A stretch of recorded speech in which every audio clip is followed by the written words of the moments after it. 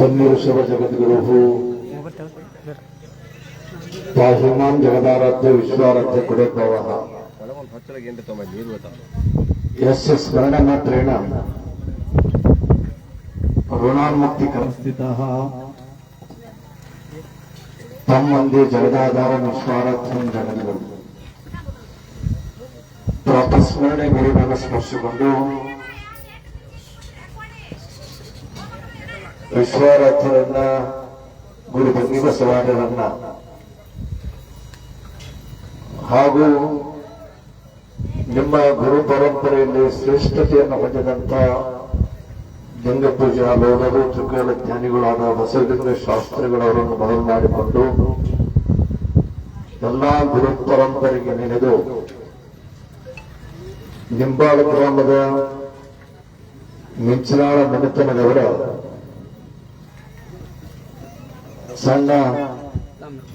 ಸಣ್ಣತಮ್ಮನ ಮತ್ತು ಮಿಂಚನಾಳ ಕುಟುಂಬದವರ ಗೃಹ ಪ್ರವೇಶದ ನಿಮಿತ್ತಾರ್ಥವಾಗಿ ಹಮ್ಮಿಕೊಂಡಂತಹ ಗುರುವಿನನ್ನ ಕರೆಕೊಂಡು ಗುರುಗಳ ಪಾದ ಪೂಜೆಯೊಂದಿಗೆ ನೀವೆಲ್ಲರೂ ಕೂಡ ಪಾಲ್ಗೊಂಡಂತಹ ಮಿಂಚನಾಳ ಪರಿವಾರದವರು ವಿಶ್ವಾರಾಧ್ಯರ ಶಿಷ್ಯ ಪ್ರಶಿಷ್ಯರು ಇವತ್ತು ಬಿಜಾಪುರ ಅನ್ಬೋದು,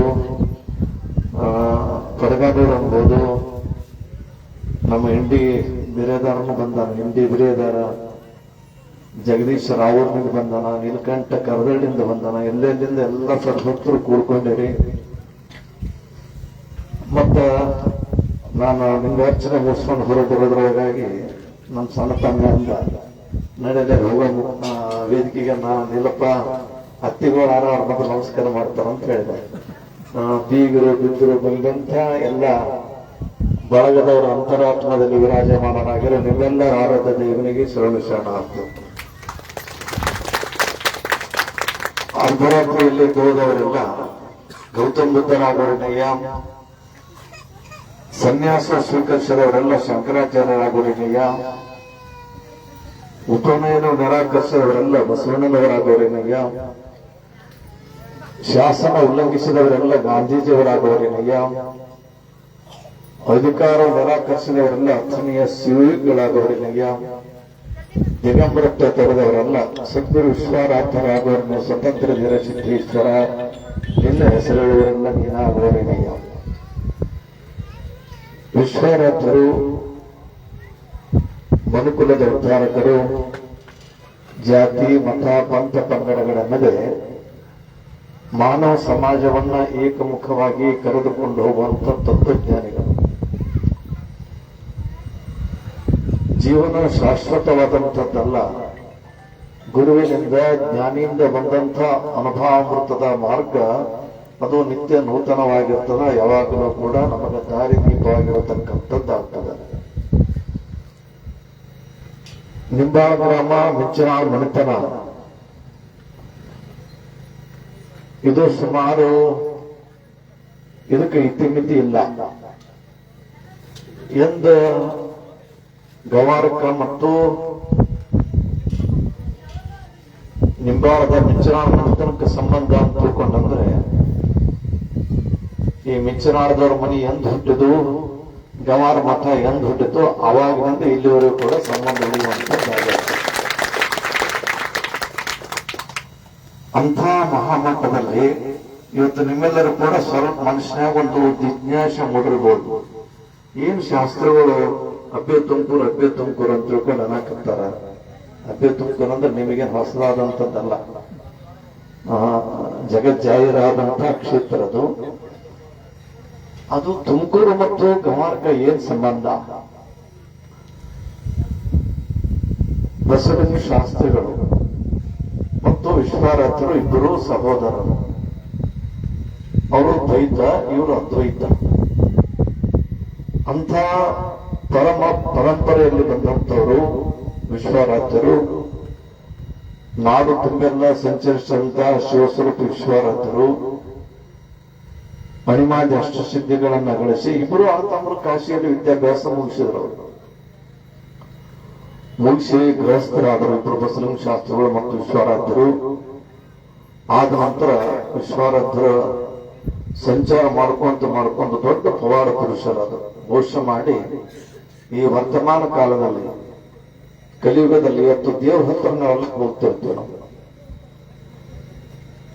ಮನೆತನದ ಪರಂಪರೆಯವರ ಹತ್ತಿರ ನಾವು ಹೋಗಿ ಪ್ರಾರ್ಥನಾ ಮಾಡ್ತಿರ್ತೀವಿ, ಪುಣ್ಯತಿಥಿ ಮಾಡ್ತೀವಿ, ವರ್ಷಾಚರಣೆ ಮಾಡುವಂತವ್ರಾಗ್ತಿರ್ತೀವಿ.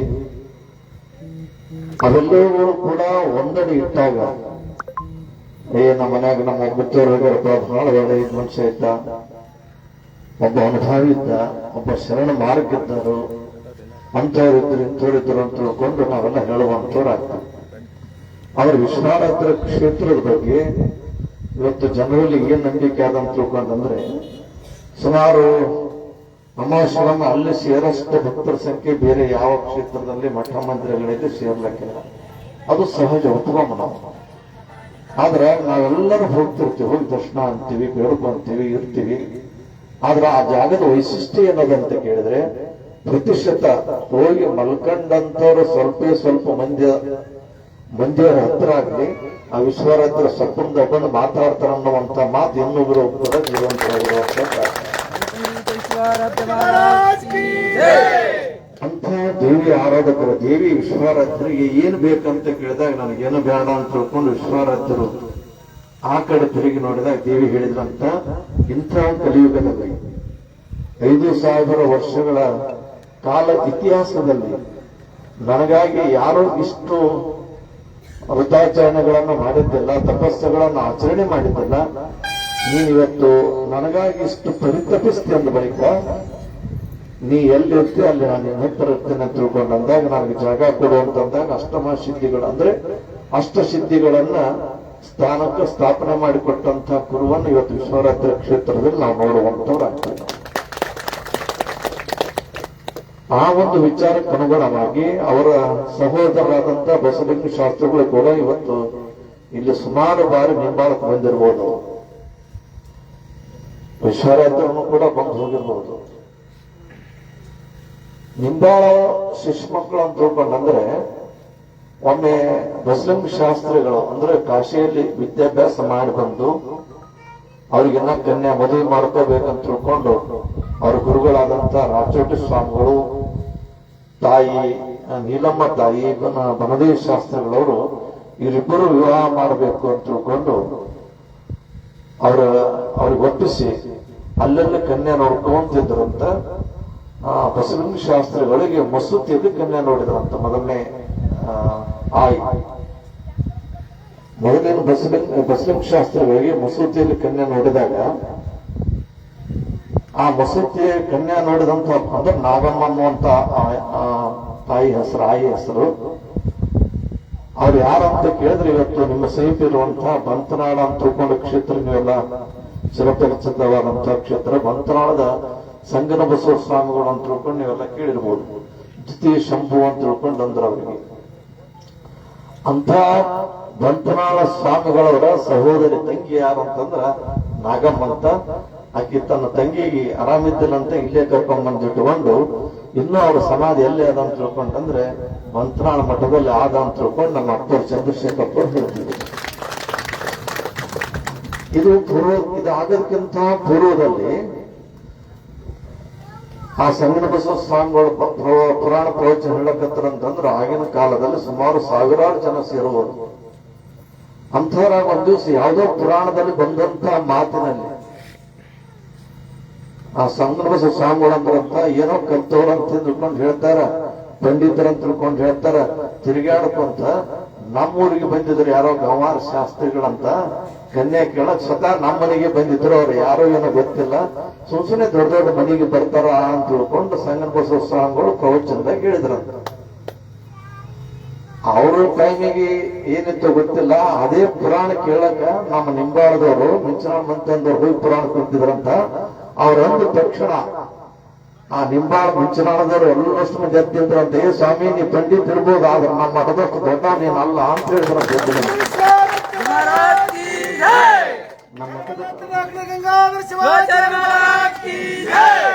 ನಮ್ಮ ಮಠ ಅಂದ್ರೆ ಏನ್ ತಿಳ್ಕೊಂಡು ನೀನು ತಲೆತಲಾಂತರದಿಂದ ಜ್ಞಾನವನ್ನ, ಆಧ್ಯಾತ್ಮಿಕ ಶಕ್ತಿಯನ್ನ, ಆಧ್ಯಾತ್ಮದ ಬುದ್ಧಿಯನ್ನ ಭಕ್ತರಿಗೆ ಶಿಷ್ಯರಿಗೆ ನೋಡ್ಕೊಂತ ಬಂದಾರ. ಇವತ್ತು ನೀ ಎಲ್ಲೋ ಹುಟ್ಟಿ ಯಾವುದೋ ಮಠಕ್ಕಾಗಿ ಇವತ್ತು ಗವಾರ ಮಠದ ಬಗ್ಗೆ ನೀವು ಮಾತಾಡಬೇಡ ಅಂತ ತಿಳ್ಕೊಂಡು ಅಂದು ಎಲ್ಲರೂ ಎದ್ದು ನಿಂತರಂತ, ಎದ್ದು ನಿಂತ ಸಂಗಮ ಬಸವ ಸ್ವಾಮಿಗಳು ಅವರು ಎದ್ದು ನಿಂತರಂತ. ಇಷ್ಟು ನಿಮ್ಮ ಗುರುಗಳ ಬಗ್ಗೆ ಇಷ್ಟು ಅಭಿಮಾನದಿಂದ ಹೇಳ್ತೀರಂತಂದ್ರೆ ನಾವು ಅವ್ರಿಗೆ ನೋಡ್ಲಕ್ ಬರೋದ್ ಬೇಡ, ಅವ್ರು ನಮ್ಮ ಮನೆಗೆ ನೋಡ್ಲಕ್ ಬರೋದ್ ಬೇಡಪ್ಪ, ಎಣ್ಣೆ ಕೊಡ್ತೀವಪ್ಪ ಯಪ್ಪ ಕುಂದೂರಿ ಅಂತ ಕೈ ಮುಗಿದ್ರಂತ ಸಂಗಮ ಬಸವ ಸ್ವಾಮಿಗಳು. ಅಂತ ಗುರುವಿನನ್ನ ಬಹಳ ಭಕ್ತಿಯಿಂದ, ಪ್ರೀತಿಯಿಂದ, ಅಭಿಮಾನದಿಂದ ಯಾವಾಗಲೂ ಕೂಡ ಪರಂಪರೆಯನ್ನು ಬೆಳೆದುಕೊಂತ ಬಂದಂತ ಶಿಷ್ಯ ಪರಂಪರೆಯಲ್ಲಿ ಮನೆತನ ಯಾವುದಂತ ಕೇಳಿದ್ರೆ ನಿಂಬಾಳದ ನಮ್ಮ ಮಿಂಚನಾಳ ಮನೆತನದವರು.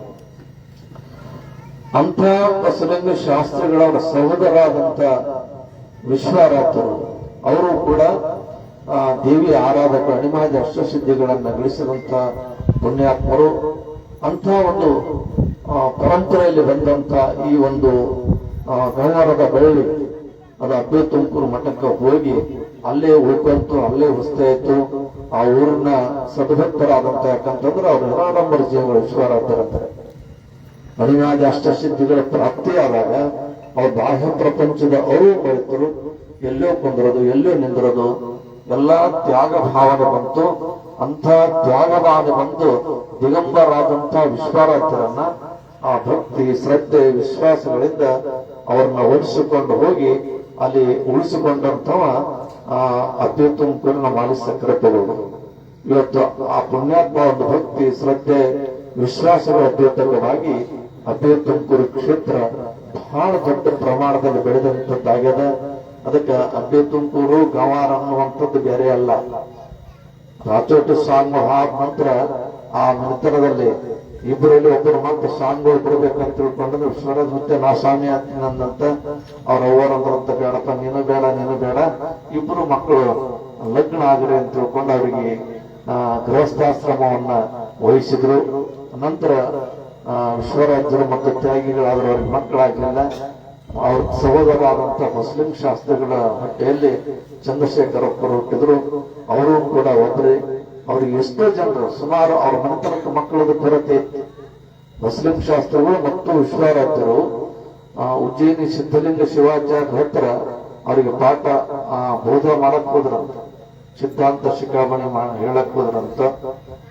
ಮತ್ತೆ ಇಂಥ ಒಂದು ವಿಚಾರದಲ್ಲಿ ಹೋದಂತ ಸಂದರ್ಭದಲ್ಲಿ ಅವ್ರ ಮನೆತನ ವಿಷಯ ಬಹಳ ದೊಡ್ಡದು, ಹೇಳ್ಕೊಂಡು ಕುಂತ್ರ ಬರೀ ಸಂತಾನ ಅದೇ ಆಗ್ತದ. ಆ ಮನೆತನಕ್ಕೆ ಏನಿತ್ತಂತ ಕೇಳಿದ್ರ, ಹಿಂದೆ ಬಸಲಿಂಗ ಶಾಸ್ತ್ರಿಗಳು, ಪೂರ್ವಿ ಬಸಲಿಂಗ ಶಾಸ್ತ್ರ ಅಂದ್ರೆ ಬಸಲಿಂಗ ಶಾಸ್ತ್ರಿಗಳು ವಿಶ್ವರಾಥರು ಏನು ಅಣ್ತಮ್ಮರಲ್ಲ, ಅವರ ಅಪ್ಪನ ಅಪ್ಪ. ಆ ಪೂರ್ವಿ ಬಸಲಿಂಗ ಶಾಸ್ತ್ರಿಗಳು ಸಂಚಾರ ಮಾಡ್ಕೊಂತ ಎಲ್ಲಿ ಕಾಶಿಯಲ್ಲಿ ವಿದ್ಯಾಭ್ಯಾಸ ಮಾಡ್ಕೊಂತ ಇರುವಂತ ಸಂದರ್ಭದಲ್ಲಿ ಅಲ್ಲಿ ದೊಡ್ಡ ಘನತರವಾದಂತಹ ಪಾಂಡಿತ್ಯವನ್ನು ಸಂಗ್ರಹ ಮಾಡಿಕೊಂಡು ಬಂದು ಇಲ್ಲಿ ದಾರಿಯಾಗಿ ಸಂಚಾರ ಮಾಡ್ಕೊಂತ ಬಂದಂತ ಸಂದರ್ಭದಲ್ಲಿ ಎಲ್ಲಿ ಬ್ರಾಹ್ಮಣರೇ ಅವರು ವಾಗ್ವಾದ ನಡೀತಂತ. ಅವಾಗ ಬ್ರಾಹ್ಮಣ ಹೇಳಿದಂತ, ನೀನು ಸೋತಿ ಅಂತಂದ್ರ ನನಗೆ ಪಾದಕ್ಕೆ ನಾಲಿಗೆ ಕಿತ್ತಿಡ್ಬೇಕು. ಅವಾಗ ಅದಕ್ಕೆ ಕೆಲವು ಜಿಜ್ಞಾಸೆಗಳು ಇರ್ತಾವ.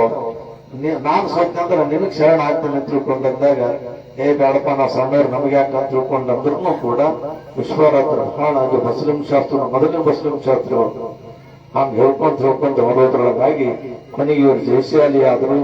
ಆ ಬ್ರಾಹ್ಮಣ ನಾಲಿಗೆ ಕಿತ್ತು ಇರೋದ್ರೊಳಗಾಗಿ ಒಂದು ಮಾತು ಹೇಳ್ತಂತ, ಏನಂದ್ರೆ ನೀ ಸಣ್ಣವಿದಿ ಎಲ್ಲಿ ಕಲ್ತಿ ಅಂತ ತಿಳ್ಕೊಂಡಂದ್ರ ಇಲ್ಲೇ ಕಾಶಿಯಲ್ಲಿ ಗುಂಡು ಭಟ್ರು ಕೈಯಾಗ ಕಲ್ತೀನಿ ಅಂತ ಹೇಳಿದ್ರ.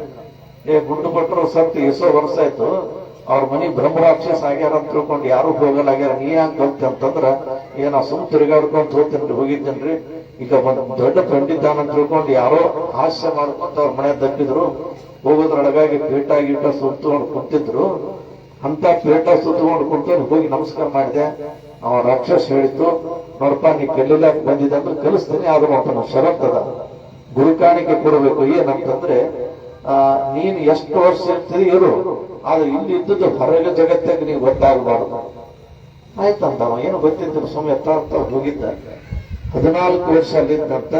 14 ವರ್ಷ ಆದ ನಂತರ ಕೆಲವು ದಿನಗಳಾದ ನಂತರ ಬಂದಿರು ಅಂತ ತಿಳ್ಕೊಂಡು ಹೇಳ್ತಾರೆ.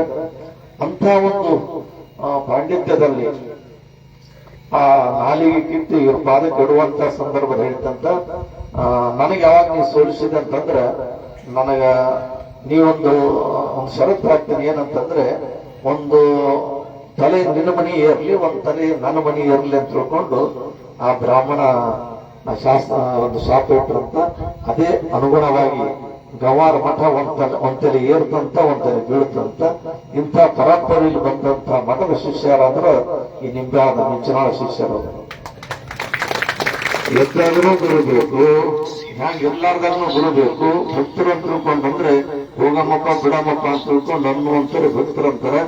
ಯಾವಾಗ್ಲೂ ಬಿಡ್ಲಾಕ ಬರ್ಲಾರ್ದಂದ ಗಂಟಿದ್ದವ್ರು ಗುರುಗಳು ಅಂತ ಕರೆಯುವಂತವ್ರು ಆಗ್ತಾರೆ. ಇದು ಮನಿ ಗುರುಗಳು ಮತ್ತು ಮನಿ ದೇವರು ಅಂತಂದ್ರೆ ಈ ಗಂಟು ಯಾರಿಗೂ ಬಿಡಿಸಕ್ ಆಗಂಗಿಲ್ಲ. ಗುರು ಇರ್ಲಾರ್ದೆ ಮನುಷ್ಯ ಜನ್ಮನೇ ಇಲ್ಲ ಅಂತ ತಿಳ್ಕೊಂಡು ಹೇಳ್ತಾರೆ. ಅಂತ ಒಂದು ಬಸಲಿಂಗ ಶಾಸ್ತ್ರಿಗಳು ಪೂರ್ತಿ 14 ರೇವಣಸಿದ್ದೇಶ್ವರು ಭೂಮಿ ಮ್ಯಾಗ ಸಂಚಾರ ಮಾಡಿದಂತ 700 ವರ್ಷ ಅರಿತು ಮತ್ತು 700 ವರ್ಷ ಅರಿಯಲ್ಲಿದ್ದಂತ ಪುರಾಣವನ್ನ ಯಾರು ಬರೆದ್ರ ಅಂತ ಹೇಳಿ ಬಸಲಿಂಗ ಶಾಸ್ತ್ರಿಗಳು ಬರೆದ್ರು. ಹಂಗಂತ ಕೇಳಿದ್ರೆ ಆ ಬಸಲಿಂಗ ಶಾಸ್ತ್ರ ವ್ಯವಹಾರಕ್ಕೆ ಬಂದು ಏನಾರು ಅನ್ಬೇಕಂದ್ರೆ ಆ ಬ್ರಾಹ್ಮಣ ಇವ್ರು ಕುತ್ತಿ ಹಿಡಿದು ಬಿಡ್ತಿದ್ದಂತ. ಕುಂತಲ್ಲಿ ಹಂಗೆ ಬಿದ್ದು ಬಿಡ್ಬೇಕು. ಇದು ಹ್ಯಾಂಗ್ ಮಾಡ್ಬೇಕು ಅಂತ ತಿಳ್ಕೊಂಡಂದಾಗ ಅವಾಗ ಅಲ್ಲಿದ್ದಂತ ಕೆಲವರು ಹೇಳಿದ್ರಂತ, ಪೂರ್ತಿಯ ರೇವಣಸಿದ್ದೇಶ್ವರು ಭೂಮಿ ಮ್ಯಾಗ 1400 ವರ್ಷ ಸಂಚಾರ ಮಾಡಿದ್ರು. 700 ವರ್ಷ ಅರಿತು 700 ವರ್ಷ ಅರಿಯಲ್ದು. ಆ ಅರಿಯಲ್ದಿದ್ದಂತ ಪುರಾಣವನ್ನ ಅದ್ಭುತವಾದಂತ ನಿನ್ನ ಪಾಂಡಿತ್ಯದಿಂದ ಬರೆದು ರೇವಣಸಿದ್ದೇಶ್ವರಿಗೆ ಮತ್ತು ಭಕ್ತ ಕುಲಕೋಟಿಗೆ ಅರ್ಪಿಸಿದೆ ಅಂತಂದ್ರ ನಿನಗೆ ಬುದ್ಧಿ ಹಿಡಿಯೋದು ಕಡಿಮೆ ಅಂತ ತಿಳ್ಕೊಂಡಂದಾಗ ಇದೇ ಪೂರ್ತಿ ರೇವಣಸಿದ್ದೇಶ್ವರ ಗುಡ್ಡದ ಮ್ಯಾಗ ಪೂರ್ವ ಬಸವಲಿಂಗ ಆಡಿದ. ಅಂದ್ರೆ ಬಸವಲಿಂಗ ಮುತ್ತೇನು ಬುದ್ಧ ಬಂದು ಸುಮಾರು ದಿನ ಅನುಷ್ಠಾನ ಮಾಡಿ ಆ ರೇವಣಸಿದ್ದೇಶ್ವರ ಪ್ರತ್ಯಕ್ಷ ಮಾಡಿಕೊಂಡು ಅವ್ರು ಹ್ಯಾಂಗ್ ಹೇಳ್ತಾರ ಹಂಗ ಪುರಾಣ ಬರೀತಿದ್ದಂತ. ಹ್ಯಾಂಗ್ ಹೇಳ್ತಾರ ಪುರಾಣ ಬರೀತಿದ್ದಂತ. ಅಲ್ಲಿ ಗೌಡ್ರ ಮನೆಗಿದ್ದಾಗ ಗೌಡ್ರ ಮಗ ಅನ್ನಂತ ಮುದ್ದೆ ದಿನ ರಾತ್ರಿ ಹೋಗ್ತೀವಿ, ಒಬ್ಬನೇ ಹೋಗ್ತಿ, ನಮ್ಮನ್ನ ಯಾಕೆ ಕರ್ಕೊಂಡು ಹೋಗಂಗಿಲ್ಲ. ಅವಾಗ ಅಂದ್ರಂತೆ, ಬೇಡಪ್ಪ ನೀವು ಬರಬಾರ್ದಿಲ್ಲ, ಯಾಕೆ ಹೇಳ ಮತ್ತೆ ಅಂತ ತಿಳ್ಕೊಂಡಂದ್ರು. ಇದು ಹೊಸ್ತಿ ಗೌಡ್ರ ಮನೆಗಿತ್ತು, ರಾತ್ರಿ ಹೋಗ್ತಿದ್ರು. ಏನೋ ಅಪ್ಪಿ ಯಾರಿಗೆ ಹೇಳಬೇಡ ಅಂತ ತಿಳ್ಕೊಂಡು ರೇವಣಸಿದ್ದೇಶ್ವರ ಅಂದ್ರೂ ಮುಸ್ಲಿಂ ಶಾಸ್ತ್ರಿಗಳು ಅಂದ್ರದ್ದು ಏನೂ ಇಲ್ಲ. ರೇವಣಸಿದ್ದೇಶ್ವರ ಬಂದು ಪುರಾಣ ಹೇಳ್ತಾರ, ಅದಕ್ಕೆ ನಾ ಬರೀತೀನಿ, ನೀವು ಬರಬಾರ್ದಪ್ಪ ಅಲ್ಲಿ ಅಂತ ಹೇಳ್ಬಿಟ್ರಂತ. ಹೇಳಿದಾಗ ಗೊತ್ತಾಯ್ತು, ಅರೆ ನಾ ಹೇಳ್ಬಾರ್ದಾಗಿತ್ತು, ಯಾಕೆ ಹೇಳಿದೆ, ಮತ್ತೆ ನಾ ಬರಂಗಿಲ್ಲಪ್ಪ ನೋಡಂಗಿಲ್ಲ ಅಂತ ತಿಳ್ಕೊಂಡಂತ ಬರೋದ್ರೊಳಗಾಗಿ ಈ ಮುಸ್ಲಿಂ ಶಾಸ್ತ್ರಿಗಳು ಪುರಾಣ ಬರೆಯಕತ್ತರು. ಆ ಹುಡುಗರಿಗೊಂದು ಕುತೂಹಲ ಮೂಡುತ್ತೆ. ನಾವು ನಡ್ಕೊಂತೀವಿ ಎಷ್ಟೋ ತೆಲ್ಲ ಅಂತರದಿಂದ ನಾವು ಬಿಟ್ಟೆ ಆಗದಂತಹ ನಮ್ಮ ಮನೆ ದೇವರು ರೇವಣಸಿದ್ದೇಶ್ವರ ಇವ್ರಿಗೆ ದಿನ ಪ್ರತ್ಯಕ್ಷ ಆಗ್ತಾನಂತಂದ್ರೆ ನಾವು ಹೋಗಿ ನೋಡ್ಬೇಕಂತ ತಿಳ್ಕೊಂಡು ರೇವಣಸಿದ್ದೇಶ್ವರ ಗುಡಿ ಎದುರ ಅದೇನೋ ಸಣ್ಣ ಕಿಂಡಿ ಆದಂತ ನನಗೆ ಗೊತ್ತಿಲ್ಲ. ಹೋಗಿ ಮ್ಯಾಗ ಸಿಕ್ಕರ ಕತ್ತುವಂತ ಸಂದರ್ಭದಲ್ಲಿ ಮ್ಯಾಗ ಏರಿ ಆ ಕಿಂಡಿಯಾಗಿ ನೋಡಿದಂತ ಇಂಥ ವಿಚಿತ್ರವಾದಂತಹ ಘಟನೆಯನ್ನ ಕಂಡು ಚಟ್ಟನೆ ಚೀರ ಅಲ್ಲೇ ಬಿದ್ದನಂತ ರಕ್ತ ಕಾರಿಸಂತಾಗ ರೇವಣಸಿದ್ದೇಶ್ವರ ಹೇಳಿದ್ರಂತ, ಈ ಪುರಾಣ ಇಷ್ಟೇ ಕಟ್ಟಿಡಪ್ಪ, ಇನ್ನವ್ರಿಗೆ ಬಾಯ ಲೋಕಕ್ಕೆ ಗೊತ್ತಾಯ್ತು ನನ್ನ ನಿನ್ನ ಸಂಬಂಧ, ನೀವು ಹೋಗಿ ಒಳ್ಳೇದಾಗ್ತ ಅಂತ ತಿಳ್ಕೊಂಡಂದಾಗ ಅವ್ರು ಬಂದು ನೋಡ್ತಾರ ಗೌಡನ ಮಗ ಬಿದ್ದಿದ್ದ. ಅಂದ್ರೆ ಹ್ಯಾಂಗ್ ಮಾಡ್ಬೇಕು ಅಂತ ತಿಳ್ಕೊಂಡು ಅನ್ನೋದ್ರೊಳಗಾಗಿ ರೇವಣಸಿದ್ದೇಶ್ವರನ್ನ ಕೇಳ್ಕೊಂಡು ಹಿಂಗಾಯ್ತು, ಅಚಾತುರ್ಯವಾದಂತಹ ಘಟನೆ ಆಯ್ತು, ಹ್ಯಾಂಗ್ ಮಾಡ್ಬೇಕಂತ ತಿಳ್ಕೊಂಡಂದಾಗ ಏನೂ ಇಲ್ಲ, ಬ್ರಹ್ಮ ಮುಹೂರ್ತ ಬರೋದ್ರೊಳಗಾಗಿ ಬ್ರಾಹ್ಮಿ ಮುಹೂರ್ತ ಬರೋದ್ರೊಳಗಾಗಿ 101 ಜಂಗಮರ ಪಾದೋದಕ ತೊಳೆದು ನಾನು ಗುಡಿಯಾಗಿ ಇವನಿಗೆ ಮಲಗಿಸಿ ಆ ಪಾದೋದಕವನ್ನು ಇವನ ಬಾಯಲ್ಲಿ ಹಾಕು ಎದ್ದು ಕುಂದಿರ್ತಾನ ಅಂತ ಹೇಳಿದವರು ರೇವಣಸಿದ್ದೇಶ್ವರ. ಆಯ್ತಂತ ತಿಳ್ಕೊಂಡು ಬಡ ಬಂದ್ರು. ಊರ್ ಮಂದಿ ಒದರ್ಲಕ್ಕಂತ ಊರು ದಾಟ ಸ್ವಲ್ಪ ದೂರ ಇತ್ತು. ಈಗೆಲ್ಲ ಊರಲ್ಲಿ ಕಲ್ತಿರ್ಬೇಕು ಆ ಮಾತು ಬೇರೆ. ಅಂತ ಒಂದು ಸಂದರ್ಭದಲ್ಲಿ ಕರ್ಕೊಂಡು ಬರುವಂತ ಸಂದರ್ಭ ಎಲ್ಲರೂ ಬಂದು, ಏನಾಯ್ತ್ರಿ ಮುತ್ತವ್ರ ಈ ದಿನ ಕುಂತಿದ್ರು, ಹಿಂಗ್ಯಾಕೈತಿ ಹಿಂಗ ಅನ್ಕೋತ ಕುಂತ್ರಿ, ಇದು ಉಪಯೋಗ ಇಲ್ಲ, ಮೊದಲು 101 ಜಂಗಮರು ಅರ್ಚನೆ ಮಾಡ್ರಿ ಅಂತ ತಿಳ್ಕೊಂಡಂದಾಗ ಹಂಗೆ ಅಷ್ಟೇ ಇಟ್ಟು ಎಲ್ಲಾ ಜಂಗಮರನ್ನ ಕರೆಸಿ ಪ್ರಸಾದ ವ್ಯವಸ್ಥೆ ಮಾಡಿ ಅವರ ಪಾದೋದಕ ಅವ್ರ ಬಾಯಲ್ಲಿ ಹಾಕುದ್ರೊಳಗಾಗಿ ಆ ಹುಡುಗಿ ಎದ್ದು ಕುಂತ ಅಂತ ತಿಳ್ಕೊಂಡು ಅನ್ನುವಂತ ಮಾತನ್ನ ನಾವು ಕೇಳುವಂತವ್ರಾಗ್ತೀವಿ. ಆ ಕೇಳಿದಂತ ವಿಚಾರದಲ್ಲಿ ಇವತ್ತಿಗೂ ಕೂಡ ಹೊರತು ರೇವಣಸಿದ್ದೇಶ್ವರ ಗುಡಿಯಲ್ಲಿ ಏನಾದರೂ ನಿಯಮ ನಿತ್ಯಗಳಿದ್ರೆ ಐಗೋಳಿ ಮುಡಿಸ್ಬೇಕು ಅಂತ ತಿಳ್ಕೊಂಡು ಹೇಳುವಂತ ಪದ್ಧತಿ ಪರಂಪರೆಯಲ್ಲಿ ಕೂಡ ಬಂದದ ಅಂತ ತಿಳ್ಕೊಂಡು ಬಸವಲಿಂಗ ಶಾಸ್ತ್ರಿಗಳು ಹಿಡಿದಿದ್ರು. ಅಂತ ಬಸವಲಿಂಗ ಶಾಸ್ತ್ರಿಗಳು ಹಂಗೆ ಪುರಾಣ ಕಟ್ಟಕೊಂಡು ಹೋಗುವಂತ ಸಂದರ್ಭದಲ್ಲಿ ಇಲ್ಲೆಲ್ಲ ಟಕ್ಕಳಿಕೆ ಹತ್ತಿರ ಆ ಪುರಾಣ ಕೆಳಗೆ ಬಿತ್ತಂತ ಬಿದ್ದು ಅವ್ರಿಗೆ ಹಡಪ ಅಂತ ಇರ್ತಿತ್ತು. ನಿಮ್ಮ ಇವ್ರ ಅವಧರಿಗೆ ಆಯ್ದರಿಗೆ ಗೊತ್ತು. ಹಡಪ ಅಂತ ತಿಳ್ಕೊಂಡಂದ್ರೆ ಅದೊಂದು ದೊಡ್ಡ ಬ್ಯಾಗಿನಕಿನ ದೊಡ್ಡದು, ಅದ್ರಾಗೆಲ್ಲ ಒಳಗೆ ಹಿಡಿಯೋದು ದೊಡ್ಡ ಗಂಟಿದ್ದಂಗೆ ಆಗ್ತಿತ್ತು. ಅದು ಸ್ವಾಮಿಗಳ ಹತ್ರ ಗುರುಗಳ ಹತ್ರ ದೊಡ್ಡ ಶಾಸ್ತ್ರಗಳ ಹತ್ರ ಇರ್ತಿತ್ತು. ಅದನ್ನ ಕಟ್ಕೊಂಡು ಕುದುರೆ ಮ್ಯಾಗ ಕಟ್ಕೊಂಡು ಹೊಂಟ್ರಂತಂದ್ರೆ ಒಂದು ತಿಂಗಳು ಅನಾಜ ತಿಂಗಳು ಬಟ್ಟಿ ಬರೀ ಅದ್ರಾಗ ಇರ್ತಿತ್ತು. ಅದರಲ್ಲಿ ಸುತ್ತಕೊಂಡು ಹೊಂಟಂತ ಬಸಲಿಂಗ ಶಾಸ್ತ್ರಿಗಳು ಈ ಹೊಳೆ ದಾಟುವಂತ ಸಂದರ್ಭದಲ್ಲಿ ಅದಕ್ಕೆ ಹೊಳೆಗೆ ಬಿತ್ತಂತ. ಅವಾಗ ಕಡ್ಕೋಳ ಮಡಿವಾಳಪ್ಪ ಸ್ವಪ್ನ ಬಿತ್ತಂತ. ಏನಂದ್ರೆ ಗವಾರ ಶಾಸ್ತ್ರಿ ಪುರಾಣ ಬರೆದು ಹೊಂಟನ ಗಡಬಡ್ನ್ಯಾಗ ಇದು ಪುರಾಣ ಬಿತ್ತದ ಅಂತ ತಿಳ್ಕೊಂಡು ಸ್ವಪ್ನ ಬಿತ್ತು. ಊರನವ್ರಿಗೆ ಕರ್ಕೊಂಡು ಕಳಸ ಕನ್ನಡಿ ತಗೊಂಡು ಮುಂದಿನೂರು ಇಲ್ಲೇ ಬರ್ತಿತ್ತಂತ, ನನಗೆ ಯಾವ ಊರು ಗೊತ್ತಿಲ್ಲ. ಹೊಳೆ ಹರ್ಕೊಂಡು ಬರುವಂತ ಸಂದರ್ಭದಲ್ಲಿ ಕಡ್ಕೋಳ ಮಡಿವಾಳಪ್ಪ ಭಜನೆ ಮಾಡ್ಕೊಂತ ಹೋಗಿ ಹರ್ಕೊಂಡು ಬರುವಂತ ಪುರಾಣವನ್ನು ತೆಗೆದು ಬಸಲಿಂಗ ಶಾಸ್ತ್ರಿಗಳಿಗೆ ಕೊಟ್ಟ ಅಂತ ಕೇಳುವಂತವ್ರಾಗ್ತೇನೆ. ಇದನ್ನು ಬಸಲಿಂಗ ಶಾಸ್ತ್ರಿಗಳು ಬಂದು ಊರಾಗ ನೋಡಿದ ಏನೂ ಸಿಗಲಿಲ್ಲ. ಎಲ್ಲಿ ಹೋಯ್ತು ಪುರಾಣ, ಎಲ್ಲಿ ಹೋಯ್ತು ಅಂತ ತಿಳ್ಕೊಂಡು ಚಿಂತೆ ಮಾಡ್ಕೊತಕ್ಕಂತ. ಅವಾಗ ಕಡ್ಕೋಳ ಮಡಿವಾಳಪ್ಪನವರು ಹೇಳಿ ಕಳಿಸಿದ್ರಂತ ಬಸಲಿಂಗ ಶಾಸ್ತ್ರಿಗಳಿಗೆ, ನಮ್ಮ ಊರಿಗೆ ಬಂದು ಹೋಗುವ ಅಂತ ಹೇಳಿ. ಈಗ ಬಸಲಿಂಗ ಶಾಸ್ತ್ರಿಗಳು ಕಡ್ಕೋಳಕ್ಕೆ ಬರುವಂತ ಸಂದರ್ಭದಲ್ಲಿ ಅದು ಗವಾರ ದಾರಿಗೆ ಅಂದ್ರೆ ಎಡ್ರಾಮಿ ದಾರಿಗೆ ಒಂದು ಬಾಗಿಲು, ಕಡ್ಕೋಳ ಮಠದಾಗ ಹಳಿ ಬಾಗಿಲು. ಬಸಲಿಂಗ ಶಾಸ್ತ್ರಿಗಳಿಗೆ ಬಹಳ ಹೊರದ್ರೊಳಗ ಕಡ್ಕೋಳ ಮಡಿವಾಳ ಕುಳಿ ಬಿಡ್ಲಕ್ಕಿತ್ತಂತ. ಅವಾಗ ಕೇಳಿದನಂತ, ಮಡಿವಾಳಪ್ಪನವ್ರು ಎಲ್ಲಾರ ಅಂತೇಳಿ. ಎಲ್ಲಾರ ಒಳಗಾರ ನೋಡ್ರಿ ಅಂತ ಒಳಗಾರ ನೋಡಂತಂದ್ರ ಎಲ್ಲಾರ ತಿಳ್ಕೊಂಡು ಒಳಗ್ ಹೋಗಿ ಕುಂದ್ರೆ ನೀವು ಕುಂದ್ರೆ ಅಲ್ಲಿ ಬರ್ತಾರಂತ ತಿಳ್ಕೊಂಡಂತ ಹೋಗಿ ಕುಂದ್ರೊಳಗ ಅವನೇ ಕೈ ತಿಳ್ಕೊಂಡು ಬಂದಂತ. ಅರೆ ನೀವೇನ್ ಮಡಿವಾಳಪ್ಪ ಹೋಗಿ ನಾನೇ ಮಡಿವಾಳ ಮತ್ತೆ ಕೂಳು ಬರಿಲಕ್ಕತ್ತಿದ್ದೇನ, ಮತ್ತೆ ಏನ್ ಮಾಡ್ಬೇಕ್ರಿ ಬೆಳಿಬೇಕಂತ ತಿಳ್ಕೊಂಡು ಅಂದಾಗ ಬಸಲಿಂಗ ಶಾಸ್ತ್ರಿಗಳಂದ್ರಂತ, ಇನ್ನ ಮಾಯಾ ಬಿಟ್ಟಿಲ್ಲೋನೋ ಅಂತ ಇವನಿ ಕೇಳಿದ್ರಂತ. ಯಾರಿಗೆ? ಕಡ್ಕೋಳ ಮಡಿವಾಳಪ್ಪ. ಮಡಿವಾಳಪ್ಪ ಮೊದಲೇ ಬಾಯಿ ಒಂದು ತಯಾರಿತ್ತು. ಅವೇನಂತ, ಮಾಯೆ ಯಾವುದು ಹೇಳೋ ಶಾಸ್ತ್ರಿ, ಕೇಳಿದ್ರೆ ಸುಮ್ಸುನೆ ಬಾಯಿ ಕಿಸ್ತ್ರಿ ಅಂತ ಅವ ಪದ ಹಾಡಿದನಂತ. ಇಂಥ ಅದ್ಭುತವಾದಂತಹ ಚರಿತ್ರೆಯನ್ನು ಹೊಂದಿದಂತಹ ಮಠ ನಿಮ್ಮ ಗಂವಾರ ಮಠ. ಅಂತಹ ಪರಂಪರೆಯಲ್ಲಿ ಇವತ್ತು ವಿಶ್ವರಾಜ್ಯರು ಬಸಲಿಂಗ ಶಾಸ್ತ್ರಿಗಳು ನಾಡು ತುಂಬೆಲ್ಲ ಪ್ರಖ್ಯಾತರಾಗಿ ಶಿಷ್ಯರನ್ನ ಭಕ್ತರನ್ನ ಉದ್ಧಾರ ಮಾಡತಕ್ಕಂತಹ ಒಂದು ವಾತಾವರಣವನ್ನ ನಾವು ಕಾಣತಕ್ಕಂಥವ್ರಾಗ್ತೀವಿ. ಯಾಕಂದ್ರೆ ಮನುಷ್ಯನಿಗೆ ಏನು ಬೇಕಂತಂದ್ರೆ ಗುರು ಇರ್ಲಾರ್ದ ಮೋಕ್ಷ ಇಲ್ಲ. ಅದಕ್ಕೆ ಹೇಳ್ತಾರ, ನಗು ಎಡವೇದಕ್ಕಂ ಶಿವಶಾಸನತಃ ಶಿವಶಾಸನತಃ ಶಿವಶಾಸನತಃ. ಅಂದ್ರ ಭಗವಂತ ಹೇಳಿದಂತ ಎತ್ತರ ತಿಷ್ಟಂತೆ ಭೂಮತ್ರಯ, ನೀನ್ ಎಲ್ಲಿರ್ತಿ ಅಂತ ತಿಳ್ಕೊಂಡು ಅಲ್ಲಿ ದೇವಲೋಕದಲ್ಲಿ ಸಭೆಯಲ್ಲಿ ಚರ್ಚೆ ಆದಾಗ ನೀವು ಭೂಮಿಗೆ ಬರ್ತಿ ಅಂತ ಹೇಳ್ತಾರ, ಭೂಮಿಯಲ್ಲಿ ಇರ್ತೀನಿ ಅಂತ ತಿಳ್ಕೊಂಡು ಹೇಳ್ತಾರ. ಭಕ್ತರ ಅಂತರಾತ್ಮದ ಸಹಿತ ಹೋಗೋದು ಸರಿ, ಆದ್ರೆ ಯಾವಾಗಲೂ ಕೂಡ ನಿನ್ನೊಂದು ವಾಸಸ್ಥಾನ ಯಾವ್ದಂದ್ರ ನಮ್ಮ ಭಕ್ತ ಎತ್ತರ ತಿಷ್ಟಂತಿ, ನಮ್ಮ ಭಕ್ತ ಎತ್ತರ ತಿಷ್ಟಂತಿ ತತ್ರ ಜಂಗಮ ಗುರು ಅಂಗುಷ್ಟಾಗ್ರಿ ತಿಷ್ಟಾಮಿ ಪಾರ್ವತಿ ಅಂತ ತಿಳ್ಕೊಂಡು ಶಿವಜ್ಞಾನದಲ್ಲಿ ಹೇಳತಕ್ಕಂಥವ್ರಾಗ್ತಾರ. ಅಂತ ಒಂದು ಪರಂಪರೆಯಲ್ಲಿ ಗುರು ಸ್ಥಾನ ಅನ್ನತಕ್ಕಂಥದ್ದು ಬಹಳ ದೊಡ್ಡದು. ಅದಕ್ಕಾಗಿ ಗುರು ಇರಲಾರ್ದ ಯಾರಿಗೂ ಕೂಡ ಮೋಕ್ಷ ಅನ್ನತಕ್ಕಂಥದ್ದಿಲ್ಲ. ಒಮ್ಮೆ ದೇವರ್ಷಿ ನಾರದ ಕೈಲಾಸಕ್ಕೆ ಹೋದನಂತ. ನಾರದ ಕೈಲಾಸಕ್ಕೆ ಹೋದಂತ ಸಂದರ್ಭದಲ್ಲಿ ಅವನು ವಿಷ್ಣು ಪರಮಾತ್ಮ ಏನ್ ಮಾಡಿದ, ಅವನನ್ನು ಕರ್ಕೊಂಡು ಸನ್ಮಾನ ಮಾಡಿದ, ಸತ್ಕಾರ ಮಾಡಿದ, ಮಡಿ ಹೊಚ್ಚಿದ, ಹಾರ ಹಾಕಿದ, ಉಚಿತ ಆಸನ ಮೇಲೆ ಕುಂದಿಸಿದ, ಬಹಳ ಮರ್ಯಾದೆ ಮಾಡಿದ. ಅವ ಸ್ವಲ್ಪ ಹೊತ್ತು ಕುಂತು ಮತ್ತೆ ಎತ್ತು ಹೊಂದಂತ ಸಂದರ್ಭದಲ್ಲಿ ಆ ನಾರದ ಅರ್ಥಾತ್ ಹೋಗಿ ಹೊಳೆ ನೋಡಿದ. ವಿಷ್ಣು ಪರಮಾತ್ಮ ಏನ್ ಮಾಡ್ಲಕ್ಕಂತಂದ್ರ ತನ್ನ ಹೆಂಡತಿ ಅಂತ ಲಕ್ಷ್ಮಿ ಕರೆದು ಗುರುಮಯ ಶಗಣಿಯಿಂದ ಆ ನಾರದ ಕುರಿತಂತ ಸ್ಥಾನವನ್ನು ಸಾರಣೆ ಮಾಡುವ ಅಂತ ಹೇಳಿದ್ನು. ತೊಳಿಲಕ್ಕಿದ್ದ ನಾರದ ಗಾಬರಿದ್ದಾರೆ. ಇಷ್ಟು ತನಕ ಕರೆದು ನನ್ನ ಮಡಿ ಹೊಚ್ಚಾರ, ಶಾಲು ಹೊಚ್ಚಾರ, ಸನ್ಮಾನ ಮಾಡ್ಯಾನ, ಹಣ್ಣು ಹಂಪಲ ಉಚ್ಚದ ಲಕ್ಷಾದಿಗಳನ್ನು ಕೊಟ್ಟಾರ, ಮರ್ಯಾದೆ ಮಾಡ್ಯಾನ. ನಾನ್ ಎದ್ದು ಬಂದ ತಕ್ಷಣ ನಾ ಕುಂತ ಸ್ಥಾನ ತೋರಿಸಕತ್ತಾನ. ಅಷ್ಟೇ ಅಲ್ಲ, ಆಕಳ ಸಗಣಿಯಿಂದ ಸ್ವಚ್ಛ ಮಾಡ್ಲಕತ್ತಾನ. ಏನ್ ಅರ್ಥ ಅಂದು ವಾಪಸ್ ಹೋಗಿ ಕೇಳಿದಂತ, ನನಗಿಷ್ಟು ಮರ್ಯಾದೆ ಮಾಡಿದೆ, ನಾ ಕುಂತು ಹೋದ ನಂತರ ನಾ ಕುಳಿತಂತ ಸ್ಥಾನ ನೀ ಯಾಕೆ ಸ್ವಚ್ಛ ಮಾಡಿದೆ ಅಂತ ಕೇಳಿದ್ರ, ನೀನು ನಗುರಿ ಇದೆ ಅಂದ್ರೆ ಗುರು ಇರ್ಲಾರ್ದಂತ ವಸ್ತು ಇದೆ. ಗುರು ಇರ್ಲಾರ್ದಂತ ವಸ್ತು ಕೈಲಾಸದಲ್ಲಿ ನೀವು ಬಂದು ಕುಳಿತಂತಂದ್ರೆ ಆ ಕುಳಿತಂತ ಸ್ಥಾನ ಮಲಿನಾಗ್ತಾ ತಿಳ್ಕೊಂಡು ಗುರುಮಯದಿಂದ ಅದನ್ನ ಸಾಧನೆ ಮಾಡಿದೆ ಅಂತ ಹೇಳಿದ.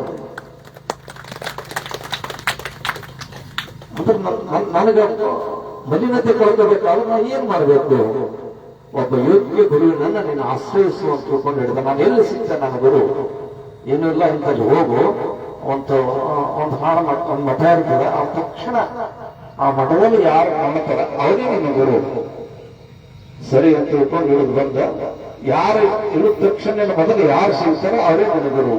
ಹೋಗಿ ಹೊರಡಿದ, ಕೆಳಗೆ ಬಂದ ತಕ್ಷಣ ಗುರುವಿಗಾಗಿ ಹುಡುಕಾಡ್ಕೊಂಡು ಬಂದ. ಹೋಗಿ ನೋಡಿದ ನಂತರ ಗುರು ಎಕಡೆ ಕುಂತಿದ್ದವ, ಎಕಡೆ ಬಟ್ಟಿ ಹೆಂಗೋ ಇದ್ದ, ಅವನಿಗೇನು ಕ್ರಿಯಾಚರಣೆ ಗೊತ್ತಿತ್ತು ಏನು ಗೊತ್ತಿಲ್ಲ.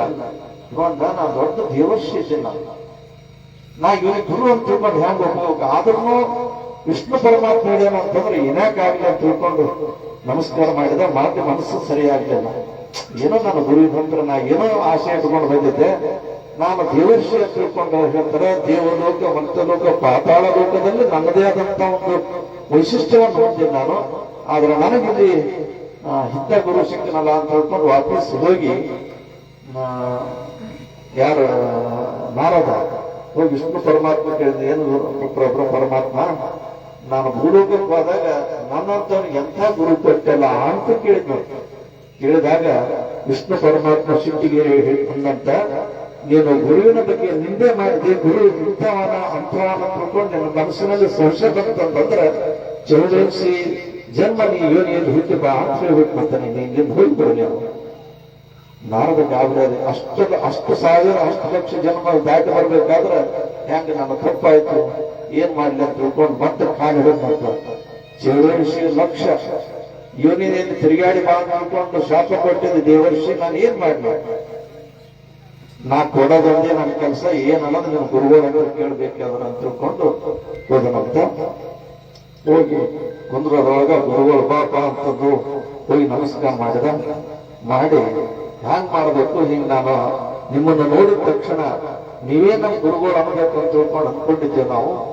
ಆದ್ರೆ ನಿಮ್ಮ ನೋಡಿ ನನ್ನ ಸಂಶಯ ಬಂದು ಸಲದ ಹೋಗಿ ಮತ್ತೆ ದೇವರ್ಷಿ ಹತ್ರ ಕೇಳಿದಾಗ ಆ ದೇವರ್ಷಿ ಹೇಳಿದ್ರು, ಶಿವರೇಶಿಲಾತ ಜನ್ಮದಲ್ಲಿ ನೀವು ತಿರುಗಾಡಿ ಬಾ ಅಂತ ಹೇಳ್ಯಾರ, ಅದಕ್ಕೆ ಅಷ್ಟು ಜನ್ಮದಲ್ಲಿ ತಿರುಗಾಡಬೇಕು, ಎಷ್ಟು ನನ್ನ ಪಾಪ ಕರ್ಮದಾಯ್ತು ಅಂತ ತಿಳ್ಕೊಂಡಂದ್ರೆ ಗುರು ಯಾಕಡೆ ಕುಂತಿದ್ದಂತ ಅವ ಅಂತ ಅದೇನ್ ಮಾತು ದೊಡ್ಡ ಗುರು ಅಂತ ಹೇಳಿದ. ಅವ ಕೊಡೋದು ಕೊಟ್ಟಿರ್ಬೇಕಾದ್ರೆ ಪರಿಹಾರ ಮಾಡೋ ನಾಯಿಗಿನೇ ದೇವರಲ್ಲ, ಅವ್ರ ಅಪ್ಪ ಕೊಡ್ಲಿ, ಮುಂದೆ ಕೊಡ್ಲಿ, ಬ್ರಹ್ಮ ವಿಷ್ಣು ಮಹೇಶ್ವರ ಮೂವರು ಕೊಡ್ಲಿ, ನಾ ಕೊಡ್ತೇನೆ ಅಂತ ತಿಳ್ಕೊಂಡು ಅಷ್ಟು ಗೆರೆ ಹಾಕಿದಂತ 1 2 3 4 ಗೆರೆ ಹಾಕಿ ಆ ನಾರದನ ಹೇಳಿದಂತ ಒಂದು ಸರ್ತಿ ಹೀಗೆ ಉಳ್ಳಾಡ್ಕೋಂತ ಬಂದು ಈ ಗೆರೆಯಿಂದ ಆ ಗೆರೆಗೆ ಮುಟ್ಟು ಹುಡುಗ ದಾಟಪ್ಪ ಅಂತ ತಿಳ್ಕೊಂಡಂತ. ದಾಟಿದ ನಂತರ ಆ ಗುರು ಹೇಳಿದಂತ, ಹರ ಮುನಿದರೆ ಗುರು ಕಾಯೋನು, ಹರ ಎಂಥದೇ ಕಷ್ಟ ಕೊಡಲಿ ಅದರ ಪರಿಹಾರ ಮಾಡತಕ್ಕಂಥ ಶಕ್ತಿ ಯಾರಲ್ಲ ಬಂದ್ರೆ ಅದು ಗುರುವಿನ ಹತ್ರ ಅದ. ಯಾರ ಹತ್ರ ಅದ? ಗುರುವಿನ ಹತ್ರ. ಗುರು ಬ್ರಹ್ಮ ಆಗ್ಬೋದು, ಗುರು ವಿಷ್ಣು ಆಗ್ಬೋದು, ಗುರು ಮಹೇಶ್ವರ ಆಗ್ಬೋದು. ಅದರ ಮಹೇಶ್ವರ ಗುರು ಆಗಕ್ಕೆ ಸಾಧ್ಯ ಇಲ್ಲ, ವಿಷ್ಣು ಗುರು ಆಗಕ್ಕೆ ಸಾಧ್ಯ ಇಲ್ಲ, ಮತ್ತೆ ಬ್ರಹ್ಮ ಗುರು ಆಗಕ್ಕೆ ಸಾಧ್ಯ ಇಲ್ಲ. 3 ಪಾತ್ರಗಳನ್ನು ಯಾರು ನಿರ್ವಹಿಸ್ತಾರಂತಂದ್ರೆ ಗುರು ನಿರ್ವಹಿಸಬಹುದು.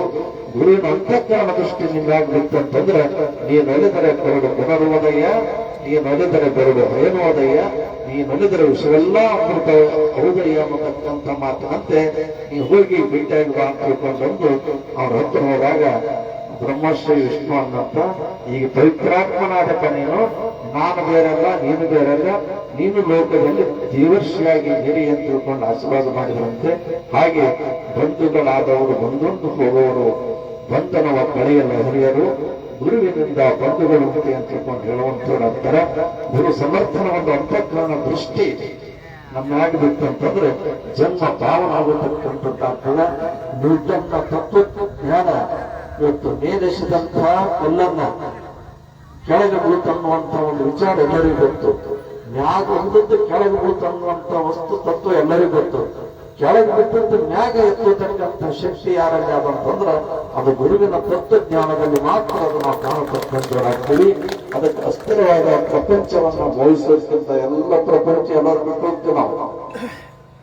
ಒಬ್ಬ ಜ್ಞಾನಿಗಳು ಹೇಳಿದ್ರು, ಅಸ್ಥಿರವಾದ ಪ್ರಪಂಚವನ್ನು ವಹಿಸೋದಕ್ಕಿಂತ ಒಬ್ಬ ಸದ್ಗುರುನಾಥನನ್ನು ವಹಿಸಿದ್ರೆ ಜೀವನ ಸಾಫಲ್ಯ ಆಗತಕ್ಕಂಥದ್ದಾಗ್ತದ.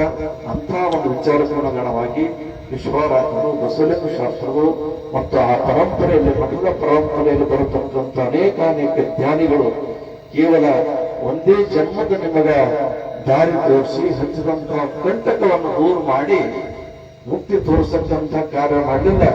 ಜನ್ಮ ಜನ್ಮದಲ್ಲಿ ಬಂದಂತಹ ಕಂಟಕವನ್ನ ಹೋಳು ಮಾಡಿ ತತ್ವಜ್ಞಾನದ ರೂಪವಾಗಿ ನಿಮಗೆ ಸಾಫಲ್ಯ ಜೀವನವನ್ನು ಕೊಡತಕ್ಕಂಥ ಶಕ್ತಿ ಎಲ್ಲಿತ್ತಂತ ಕೇಳಿದ್ರೆ ಅದು ಗಂವಾರ ಮಹಾಮಠದಲ್ಲಿತ್ತು. ಅದು ಹೆಂಗಂದ್ರೆ ವಿಶ್ವರಾಜ್ಯರು ಪುರಾಣ ಹೇಳಕ್ ಹೋಗಿರ್ತಾರೆ. ವಿಶ್ವರಾಜ್ಯರು ಮೊದಲು ಪುರಾಣಿಗಳನ್ನೆಲ್ಲ ಹೇಳ್ಕೊಂತಿದ್ರು. ಬದಲಿನ ಶಾಸ್ತ್ರಗಳು ವಿಶ್ವರಾಜ್ಯರು ಪುರಾಣ ಹೇಳ್ಕೊಂತಿದ್ರು. ಇಲ್ಲಿ ಟೆಂಗಡಿ ಅಂತ ಬರ್ತಾರೆ, ಚಿತ್ತಾಪುರ ಹತ್ರ ಟೆಂಗಡಿ. ನಿಮಗೆಲ್ಲ ಊರ ಹೆಸರು ಸ್ವಲ್ಪ ವಿಚಿತ್ರ ಅನ್ನಿಸಬಹುದು. ಟೆಂಗಡಿ ಅಂತ ಅನ್ನುವಂಥ ಊರಿಗೆ ವಿಶ್ವರಾಜ್ಯರು ಕರ್ಕೊಂಡೋದ್ರು. ಕರ್ಕೊಂಡೋಗಿ ಪುರಾಣ ಪ್ರಾರಂಭ ಆಯಿತು. ಬಸವ ಪುರಾಣ ಸುಮಾರು ದಿವಸ ನಡೀತು.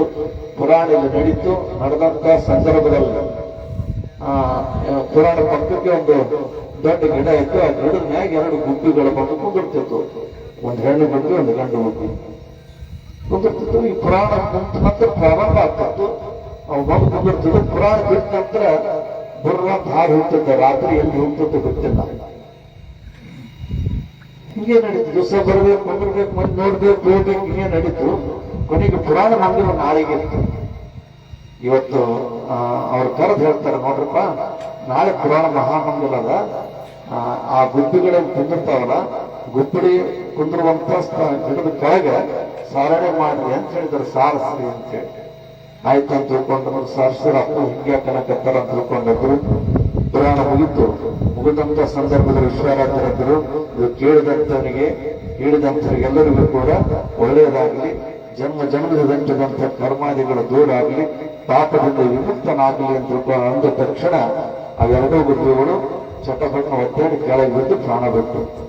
ಅವಾಗ ಮಂದಿ ಹತ್ರ ತಪ್ಪೋರೆ ದಿನಾಲು ಗುಬ್ಬಿಗಳು ಬರ್ತಿತ್ತು, ಕೇಳುತ್ತಿದ್ದು, ಹಾಲು ಹೋಗ್ತಿದ್ದು. ಇವತ್ತಾಕೆ ಹಿಂಗಾದು ಅಂದಾಗ ವಿಶ್ವರಾಜ್ ಹೇಳಿದ್ರಂತೆ, ಎಂಥ ಅಪರೋಕ್ಷವಾದಂಥ ಜ್ಞಾನ ನೋಡು. ಈ ಗುಬ್ಬಿಗಳು ಬೇರೆ ಯಾವ ಅಲ್ಲ, ಇದೇ ಊರಾಗ ಇಂಥವ್ರ ಮನೆ ಅಂತ ಇರ್ಬೇಕಲ್ಲ ಅಂತ ಕೇಳಿದ್ರು. ಇಂಥವ್ರ ಮನೆ ಆದ್ರೆ ದೊಡ್ಡ ಶ್ರೀಮಂತರ ಮೊದಲು ದೊಡ್ಡ ಶ್ರೀಮಂತರಿದ್ರಂತ್ರಿಪ್ಪ. ಆ ಮನೆತನದಲ್ಲಿ ಇಬ್ಬರು ದಂಪತಿಗಳು, ಅದು ಹೆಸರು ಹೇಳಿದ್ರಂತ. ಈ ಯಜಮಾನ್ ಹೆಸರು ಇದು, ಹೆಣ್ಮಗಳ ಹೆಸರು ಇದು. ಇಬ್ಬರು ಇಂಥ ಸಂಸಾರ ನಡೆಸುವಂತ ಸಂದರ್ಭದಲ್ಲಿ ದೇವರು ಸಾಕಷ್ಟು ಕೊಟ್ಟಿದ್ದ. ಅದು ದಾನ ಧರಿಯಲ್ಲಿ ಅರಿಯದಂತ ಮೂಢನಿಗೆ ಏನಾಯ್ತು ಒಂದು ದಿವಸ ಅಂದ್ರೆ, ಒಬ್ಬ ಭಿಕ್ಷುಕ ಬಂದು ಏನಾದ್ರೂ ದಾನ ಕೊಡ್ರಿ ಹೊಸ್ತೇನೆ ಅಂತ ತಿಳ್ಕೊಂಡಂದಾಗ, ನಮ್ಮ ಹತ್ರ ಏನೂ ಇಲ್ಲ, ನೀವು ತಿರುಗಾಡಿ ತಿಂತಿದಲ್ಲಪ್ಪ, ದುಡಿದ್ರೆ ಎಷ್ಟೋ ಹೊಟ್ಟೆ ತುಂಬುತ್ತದೆ, ಹಿಂಗ್ಯಾಕ್ ಮಾಡ್ತೀನಿ, ನೀನು ಕೊಡಂಗಿಲ್ಲ ನಡಿ ಅಂತ ತಿಳ್ಕೊಂಡಂದಾಗ ಅವ ಏನೋ ಮನಸ್ಸಿನೊಂದು ಶಾಪ ಕೊಟ್ಟು ಏನಂತಂದ್ರೆ, ದಾನ ಧರ್ಮವನ್ನು ಅರಿಯಲದ ನೀನು ಪಕ್ಷ ಜನ್ಮವಾಗಿ ನೀನು ತಿರುಗಾಡ ಅಂತ ತಿಳ್ಕೊಂಡು ಶಾಪ ಕೊಟ್ಟ. ಅವಾಗ ಗಂಡಗ ಏನ್ರಿ ನೀವು ಪಟ ಹಿಂಗ ಅಂದ್ಬಿಟ್ರಿ, ಅದು ಸಾಧು ಹಂಗ ಅನ್ನಕತ್ತಾನ, ಏನಾಗ್ತದೆ ಏನಲ್ಲಿ ಇದ್ರ ಬಾಯಿ ಸರಿ ಇರಂಗಿಲ್ಲ, ತಪ್ಪಾಯ್ತು ಅಂತ ತಿಳ್ಕೊಂಡು ಕಾಲು ಹಿಡಿದ ಅಂದಾಗ, ಆಯ್ತು ಅಂತ ತಿಳ್ಕೊಂಡು ತಪ್ಪಾಯ್ತು ಅಂತ ಕಾಲು ಹಿಡಿದಾಗ, ಯಪ್ಪ ನೀನು ನಮಗ ಶಾಪ ಅಂತ ತಿಳ್ಕೊಂಡು ಕೊಟ್ಟು ಸಿಟ್ಟಿನಿಂದ ಒಂದು ಮಾತು ಅಂದಿ, ಆ ಮಾತಿಗೆ ಎಂದು ವಿಮೋಚನೆ ಆದ ಅಂದಾಗ ಅವ್ರು ಹೇಳಿದಂತ, ಒಂದು ಕಾಲಾಂತರದಲ್ಲಿ ಒಬ್ಬ ಪರಶುನ ಅವತಾರಿಯಾದಂತ ಗವಾರದ ವಿಶ್ವರಾಜರು ಬರ್ತಾರ, ಈ ಊರ ಪುರಾಣ ಹೇಳ್ತಾರ. ಆ ಪುರಾಣವನ್ನು ಕೇಳಿ ನಿನಗೆ ಪಕ್ಷ ಜನ್ಮದಿಂದ ಮುಕ್ತಿ ಆಗ್ತದೆ, ಅಲ್ಲಿವರೆಗೂ ನೀವು ಪಕ್ಷಿಗಳಾಗಿರ್ಲಿ ಅಂತ ತಿಳ್ಕೊಂಡು ಹೇಳಿದ. ಅದೇ ಜನ್ಮದ ತಾತ್ಪರ್ಯಕಾರ ಬಂದಿದ್ರು ಅಂತ ತಿಳ್ಕೊಂಡು ಹೇಳಿದ್ರಂತ. ಇಂಥ ಪರಮ ಜ್ಞಾನಿಗಳನ್ನ ಕೊಟ್ಟಂತಹ ಮಠ ಯಾವ್ದಂತ ಕೇಳಿದ್ರೆ, ಗಂವಾರ ಪಂಚಾಯತರ ತೋಪುಗಟ್ಟಿ ಹಿರೇಮಠ, ಬನ್ನಿ ಬಸವಾರರಿಂದ ಸಂಸ್ಥಾಪಿಸಲ್ಪಟ್ಟಂತಹ ಮಹಾಮಠ. ಅನೇಕ ಪಂಡಿತರು, ಪೂಜ್ಯವಾದರು, ಅನೇಕ ಪೂರ್ಣ ಪುರುಷರು, ತ್ರಿಕಾಲ ಜ್ಞಾನಿಗಳಾಗಿ ಹೋದಂತ ಮಠದ ಪರಂಪರೆಯಲ್ಲಿ ಬಂದಂತ ಈ ನಿಂಬಾಳ ಮುಂಚಿನಾಳ ಕುಟುಂಬ ಯಾವಾಗಲೂ ಕೂಡ ಚಂದ್ರಶೇಖರ್ ಯಾವಾಗ ಒಂದು ವಾರ ಇಲ್ಲಿ ಹೋಗ್ತೀನಿ ಅಂತ ತಿಳ್ಕೊಂಡಂದ್ರೆ ನಿಂಬಾಳ ಹೋಗ್ತೀನಿ ಇದ್ದಿದ್ದ. ಇಲ್ಲಿ ಬಂದು ಅಲ್ಲಿ ಇಲ್ಲಿ ಎಲ್ಲರ ಮನೆ ತಿರುಗಾಡ್ಕೊಂತ ಪೂಜಾ ಪಾಠ ಪ್ರಸಾದ ಮಾಡ್ಕೊಂತಿರ್ತಿದ್ದ.